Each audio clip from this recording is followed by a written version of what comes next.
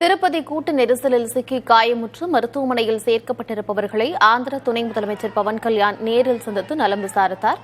விவரங்களோடு திருப்பதியில் இருக்கும் செய்தியாளர் சுரேஷ்குமார் இணைகிறார். அவரோடு பேசலாம். சுரேஷ்குமார், ஆந்திர துணை முதலமைச்சர் பவன் கல்யாண் தற்பொழுது பாதிக்கப்பட்டவர்களை நேரில் சந்தித்து நலம் விசாரித்திருக்கிறார். உடன் யாரெல்லாம் வந்திருந்தாங்க? என்ன விவரம்? கார்த்திகா, தற்போது நிலையில் இந்த ஆந்திர மாநிலத்தில் இருக்கக்கூடிய திருப்பதி மக்கள் ஒரு சோகத்தில் மூழ்கியிருக்கக்கூடிய ஒரு பகுதியாக மாறி இருக்கிறது. ஏனென்றால் நேற்று இரவு திருப்பதியில் கூட்ட நெரிசலில் சிக்கி 6 பேர் உயிரிழந்தனர். 40 முதல் 50 பேர் வரையில் பக்தர்கள் பலத்த காயமடைந்தனர். இதில் 20 பேருக்கும் மேற்பட்டோர் சிகிச்சை பெற்று தற்போது அவர்கள் வீடு திரும்பியிருக்கக்கூடிய நிலையில் தொடர்ந்து திருப்பதியில் இருக்கக்கூடிய மருத்துவக் கல்லூரி மருத்துவமனையில் 20க்கும் மேற்பட்டோர் தீவிர சிகிச்சை பிரிவில் சிகிச்சை பெற்று வருகிறார்கள்.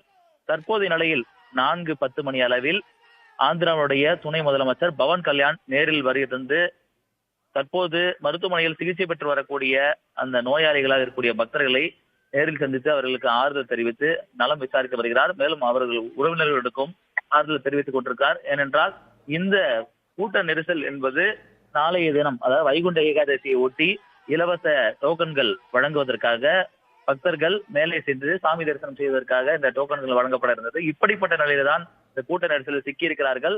ஆந்திர மாநிலத்தின் பல்வேறு பகுதியில் இருந்தும் வந்த பக்தர்கள் இந்த கூட்ட நெரிசலால் மிகப்பெரிய அளவில் அவர்கள் பாதிக்கப்பட்டு தற்போது மருத்துவமனையில் சிகிச்சை பெற்று வரும் நிலையில் அவர்களை நேரில் சந்தித்து ஆந்திராவினுடைய துணை முதலமைச்சர் பவன் கல்யாண் தற்போது ஆறுதல் தெரிவித்து வருகிறார். மேலும் அவர்களுக்கான சிகிச்சையை மேலும் உயர் சிகிச்சையாக அளிக்கவும் மருத்துவர்களுக்கு அறிவுரை வழங்கி கொண்டிருக்கிறார்.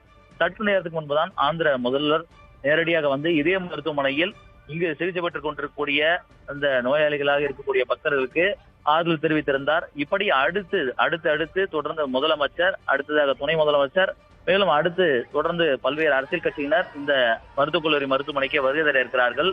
ஆந்திராவை பொறுத்தவரையில் நேற்றைய தினம் நடைபெற்ற இந்த துயர சம்பவம் என்பது இம்மாநிலத்து மக்களை மிகப்பெரிய சோகத்தில் ஆழ்த்தி இருக்கிறது.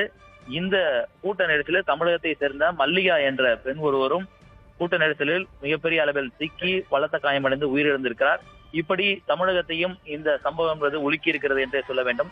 இப்படிப்பட்ட நிலையில்தான் மருத்துவமனையில் சிகிச்சை பெற்று வரக்கூடிய அந்த பக்தர்கள் விரைந்து குணமடைந்து வீடு திரும்ப வேண்டும் என்பதற்காகவும் அவர்களுக்கான சிகிச்சை என்பது உயர் சிகிச்சையாக கிடைப்பதை உறுதி செய்வதற்காகவும் நேரடியாக ஆந்திர முதலமைச்சர் சந்திரபாபு நாயுடு சற்று நேரத்துக்கு முன்பாக சுமார் 1 மணி நேரம் நேரடியாக தற்போது சிகிச்சையில் இருக்கக்கூடிய ஒவ்வொரு நோயாளிகளும் சந்தித்து அவர்களுடைய நலத்தை விசாரித்திருக்கிறார்.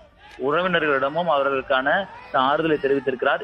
இதன் தொடர்ந்துதான் தற்போதைய நிலையில் ஆந்திராவுடைய துணை முதல்வர் பவன் கல்யாண் வருகை தந்திருக்கிறார். இந்த பகுதிகளில் அவருடைய ரசிகர்களும் கூடியிருக்கிறார். ஏனென்றால் ஆந்திராவுடைய முன்னணி நடிகராக இருப்பவர் பவன் கல்யாண். அவர் துணை முதல்வராகவும் விளங்கிக் கொண்டிருக்கூடிய வேளையில்தான் அவரை பார்ப்பதற்கு இந்த மருத்துவமனை வளாகத்தில் ஏராளமான பொதுமக்களும் சற்று குவிந்திருக்கிறார்கள். கார்த்திகா, விவரங்களை வழங்கியமைக்கு நன்றி சுரேஷ்குமார்.